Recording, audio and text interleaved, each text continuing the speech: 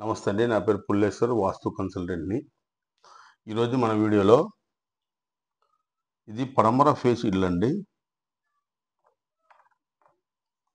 ఇది రోడ్డు. ఇది తూర్పు అండి. ఇది దక్షిణం. ఇది ఉత్తరం. ఇది పడమర. ఈ పడమర ఫేస్ ఇంటికి నైరుతిలో మెట్లు వస్తాయి. పశ్చిమ నైరుతిలో. ఇదంతా కాంపౌండ్. అయితే ఈరోజు ఈ వీడియోలో చాలామంది ఆగ్నేయంలో బాత్రూమ్లు ఇస్తున్నారు. అది ఏ విధంగా ఇస్తున్నారు? ఇది ఇంటి గోడలండి. ఇక్కడ ఇది స్లాబ్ ఏరియా.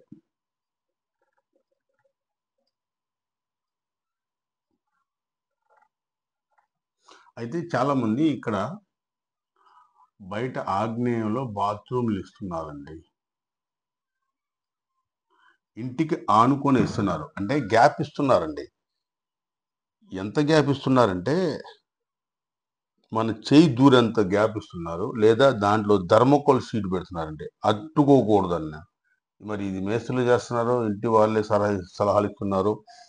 మరి వాళ్ళకి తెలిసిన వాస్తు పండితులు ఎవరన్నా సలహాలు ఇస్తున్నారు కానీ అంటకూడదు. ఆ ఇంటికి ఆ బాత్రూమ్ కను ఇంటి గోడకి అంటకూడదు అని చెప్పి చెయ్యి దూరేంత సందు కాదండి. అయితే ఈ బాత్రూమ్ ఎలా ఉండాలి?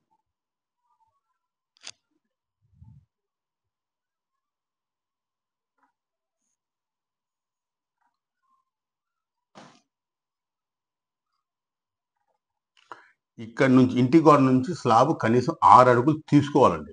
6.5 అడుగులు తీసుకోవచ్చు, తప్పలేదు. 6.5 అడుగులు తీసుకున్న తర్వాత ఈ ఇంటి గోడకి అంటకుండా 2 అడుగులు గ్యాప్ ఇచ్చి ఈ 6.5 అడుగుల్లో 4.5 అడుగులు బాత్రూమ్ నిర్మించుకోవాలండి.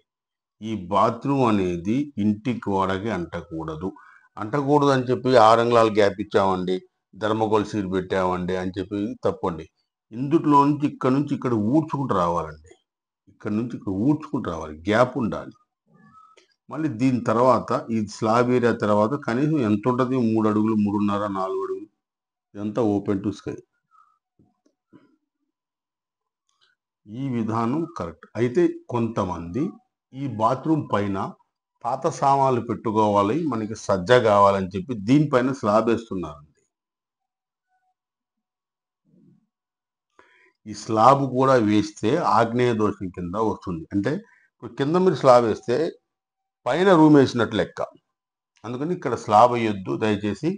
ఈ ఉన్న స్లాబ్ తీసేయండి. ఒకవేళ మీ ఇళ్లలో స్లాబులు ఉంటే తీసేయండి. దానివల్ల రెండవ సంతానానికి ఇబ్బందులు, అనారోగ్య సమస్యలు, అనవసరంగా హాస్పిటల్ ఖర్చులు వస్తుంటాయి. ఆర్థిక ఇబ్బందులు కూడా దీనివల్లే వస్తుంటాయండి. చిన్న చిన్న చిల్లర గొడవలు, తగాదాలు, కోపతాపాలు ఇవన్నీ కూడా దీనివల్ల. అందుకని అంటే పైన లో రూఫ్ ఉంటే, ఈ పైన లో రూఫ్ ఉంటే తీసేయండి. ఈ లోపల బాత్రూమ్కి వెళ్తే పైన స్లాబ్ కనపడాలి. అయితే ఈ గోడలు స్లాబ్ లెవెల్ లేపండి. ఈ బాత్రూమ్ గోడలు స్లాబ్ లెవెల్కు లేపండి, ఇబ్బంది లేదు. కాకపోతే ఇక్కడ అంటకూడదు. కనీసం 2 అడుగులు గ్యాప్ ఉండాలి. ఇది 6.5 అడుగులు స్లాబ్ ఉంటేనే. దీని తర్వాత మళ్ళా మీకు 3 అడుగులు గ్యాప్ ఉండాలి. కనీసం 2 అయినా పర్లేదు. Open to sky. స్లాబ్ నుంచి కాంపౌండ్కు 2 అడుగులు కంపల్సరీ గ్యాప్ ఉండాలి. అలాగే ఇటు కూడా అంతే. ఒకవేళ మీకు ఇక్కడ కావాలనుకుంటే మళ్ళీ సేమ్ ఇదే పరిస్థితి. ఇక్కడ కూడా 6.5 అడుగులు తీసుకుంటే 2.5 అడుగులు గ్యాప్ ఇచ్చి 2 అడుగులు గ్యాప్ ఇచ్చి 4 అడుగులు బాత్రూమ్ కట్టుకోవచ్చు. ఇది స్లాబ్ లోపలి. స్లాబ్ బయటికి రాకూడదండి. కొంతమంది బయటికి కూడా వస్తుంది.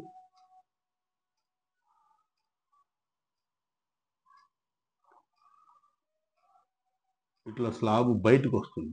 మళ్ళీ తూర్పు ఆగ్నేయం పెరిగినట్టు లెక్క. స్లాబ్ లెవెల్ నుంచి లోపలికే ఉండాలి, బయటికి రాకూడదు. ఒకవేళ బయటకు వస్తే మాత్రం మళ్ళీ ఈ మందం స్లాబ్ పెంచాలి,